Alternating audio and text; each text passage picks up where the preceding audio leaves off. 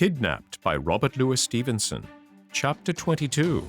The Flight in the Heather, the Moor. Some 7 hours' incessant hard traveling brought us early in the morning to the end of a range of mountains. In front of us there lay a piece of low, broken desert land, which we must now cross.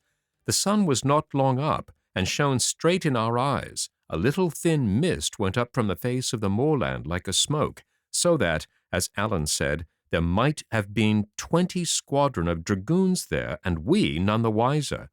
We sat down, therefore, in the how of a hillside, till the mist should have risen, and made ourselves a dish of dramach, and held a council of war. "David," said Allen, "this is the kittle bit. Shall we lie here till it comes night, or shall we risk it, and stave on ahead?" "Well," said I am tired indeed, but I could walk as far again, if that was all." "Aye, but it isna," said Allen, "nor yet the half. This is how we stand. Appin's fair death to us. To the south it's all Campbells, and no to be thought of.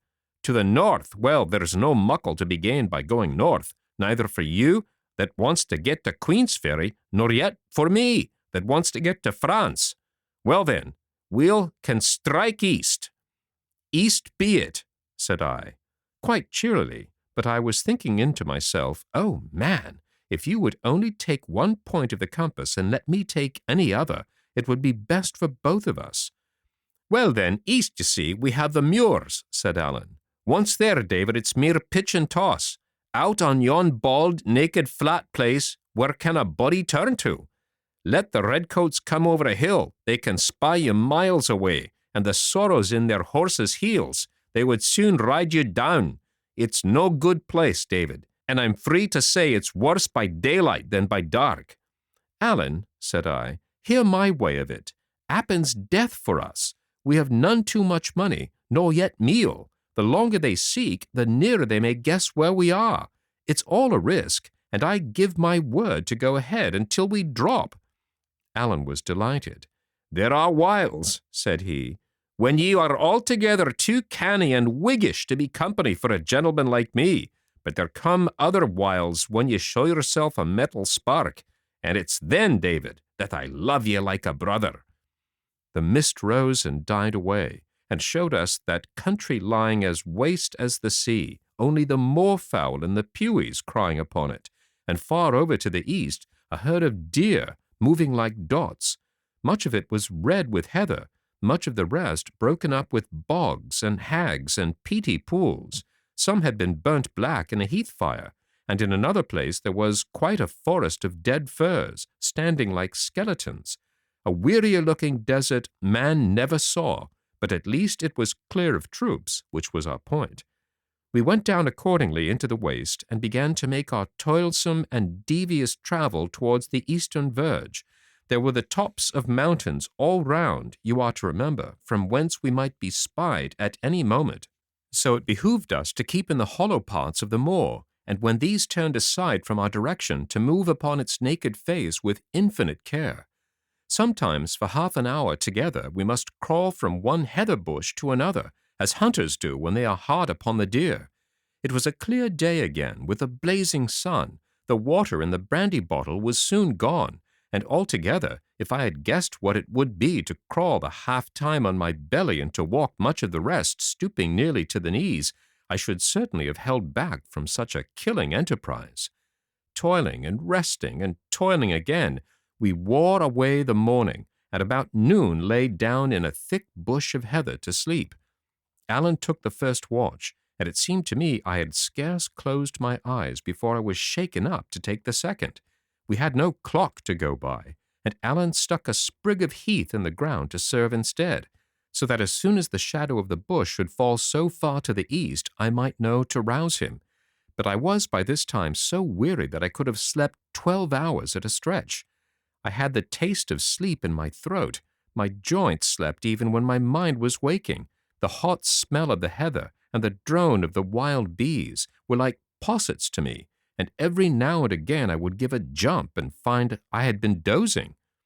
The last time I woke, I seemed to come back from farther away, and thought the sun had taken a great start in the heavens. I looked at the sprig of heath, and at that I could have cried aloud, for I saw I had betrayed my trust. My head was nearly turned with fear and shame, and at what I saw, when I looked out around me on the moor, my heart was like dying in my body. For sure enough, a body of horse soldiers had come down during my sleep, and were drawing near to us from the southeast, spread out in the shape of a fan, and riding their horses to and fro in the deep parts of the heather. When I waked Allen, he glanced first at the soldiers, then at the mark and the position of the sun, and knitted his brows with a sudden quick look, both ugly and anxious, which was all the reproach I had of him. "What are we to do now?" I asked. "We'll have to play at being hares," said he. "Do you see yon mountain?" pointing to the one on the northeastern sky. "Aye," said I. "Well then," says he, "let us strike for that. Its name is Ben Alder. It is a wild desert mountain full of hills and hollows, and if we can win to it before the morn, we may do yet." "But, Allen," cried I, "that will take us across the very coming of the soldiers." "I ken that fine," said he, "but if we are driven back on Appin, we are two dead men. So now, David man, be brisk." With that, he began to run forward on his hands and knees with an incredible quickness, as though it were his natural way of going. All the time, too, he kept winding in and out of the lower parts of the moorland where we were the best concealed. Some of these had been burned, or at least scathed with fire, and there rose in our faces, which were close to the ground, a blinding, choking dust as fine as smoke. The water was long out, and this posture of running on the hands and knees brings an overmastering weakness and weariness, so that the joints ache and the wrists faint under your weight. Now and then, indeed, where was a big bush of heather, we lay a while and panted, and putting aside the leaves, looked back at the dragoons. They had not spied us, for they held straight on, a half-troop, I think, covering about 2 miles of ground, and beating it mighty thoroughly as they went. I had awakened just in time, a little later, and we must have fled in front of them, instead of escaping on one side. Even as it was, the least misfortune might betray us, and now and again, when a grouse rose out of the heather with a clap of wings, we lay as still as the dead, and were afraid to breathe. The aching and faintness of my body, the laboring of my heart, the soreness of my hands, and the smarting of my throat and eyes in the continual smoke of dust and ashes had soon grown to be so unbearable that I would gladly have given up. Nothing but the fear of Allen lent me enough of a false kind of courage to continue. As for himself, and you are to bear in mind that he was cumbered with a greatcoat, he had first turned crimson, but as time went on the redness began to be mingled with patches of white. His breath cried and whistled as it came, and his voice, when he whispered his observations in my ear during our halts, sounded like nothing human. Yet he seemed in no way dashed in spirits, nor did he at all abate in his activity, so that I was driven to marvel at the man's endurance. At length, in the first gloaming of the night, we heard a trumpet sound, and looking back from among the heather, saw the troop beginning to collect. A little after, they had built a fire and camped for the night, about the middle of the waste. At this I begged and besought that we might lie down and sleep.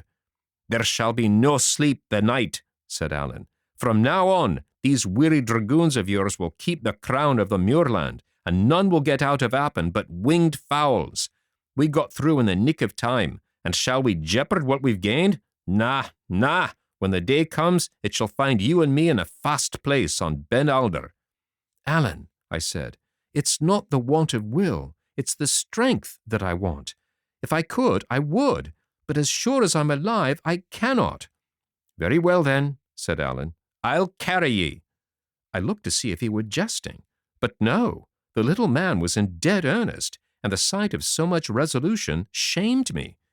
"Lead away," said I. "I'll follow."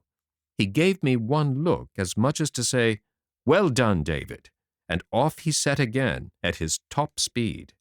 It grew cooler and even a little darker, but not much, with the coming of the night. The sky was cloudless. It was still early in July and pretty far north.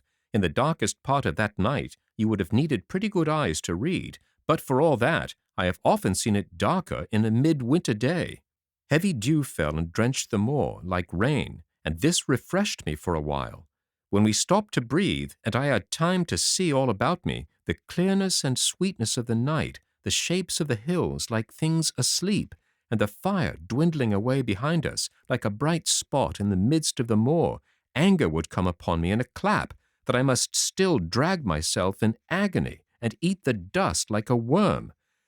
By what I have read in books, I think few that have held a pen were ever really wearied, or they would write of it more strongly. I had no care of my life, neither past nor future, and I scarce remembered there was such a lad as David Balfour. I did not think of myself, but just of each fresh step, which I was sure would be my last, with despair, and of Alan, who was the cause of it, with hatred. Alan was in the right trade as a soldier. This is the officer's part, to make men continue to do things they know not wherefore, and when, if the choice was offered, they would lie down where they were and be killed. And I dare say I would have made a good enough private, for in these last hours it never occurred to me that I had any choice but just to obey as long as I was able, and die obeying. Day began to come in, after years, I thought, and by that time we were past the greatest danger, and could walk upon our feet like men instead of crawling like brutes. But, dear heart, have mercy, what a pair we must have made, going double like old grandfathers, stumbling like babies, and as white as dead folk. Never a word passed between us. Each set his mouth and kept his eyes in front of him, and lifted up his foot and set it down again, like people lifting weights at a village fair, all the while with the moorfowl crying peep in the heather, and the light coming slowly clearer in the east.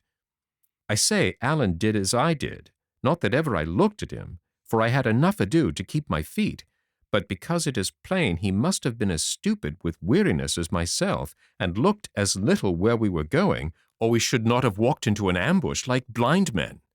It fell in this way. We were going down a heathery brae, Alan leading and I following a pace or two behind, like a fiddler and his wife, when upon a sudden the heather gave a rustle, 3 or 4 ragged men leaped out, and the next moment we were lying on our backs, each with a dirk at his throat. I don't think I cared.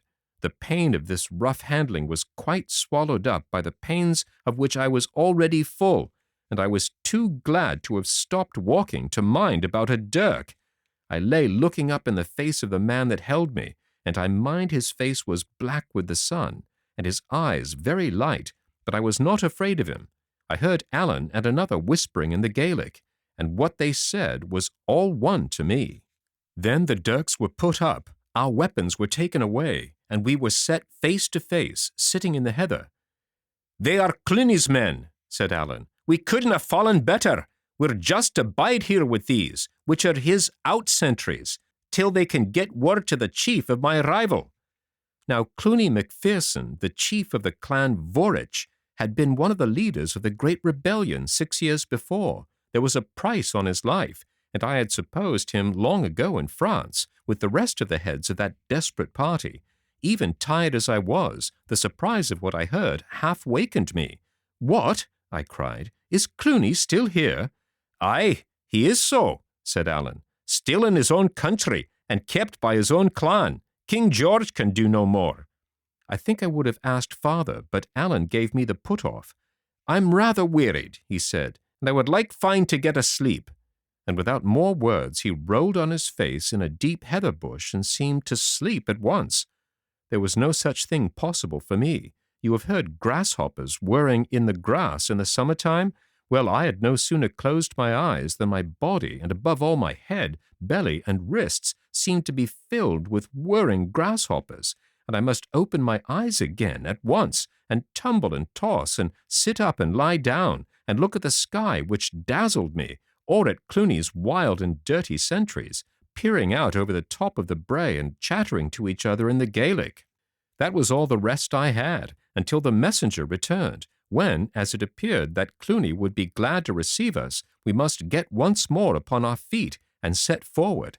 Alan was in excellent good spirits, much refreshed by his sleep, very hungry, and looking pleasantly forward to a dram and a dish of hot collops, of which, it seems, the messenger had brought him word. For my part, it made me sick to hear of eating.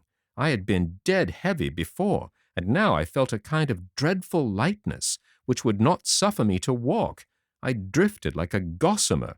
The ground seemed to me a cloud, the hills a featherweight, the air to have a current like a running burn which carried me to and fro.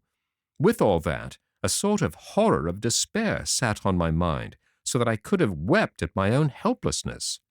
I saw Alan knitting his brows at me and supposed it was anger, and that gave me a pang of light-headed fear, like what a child may have.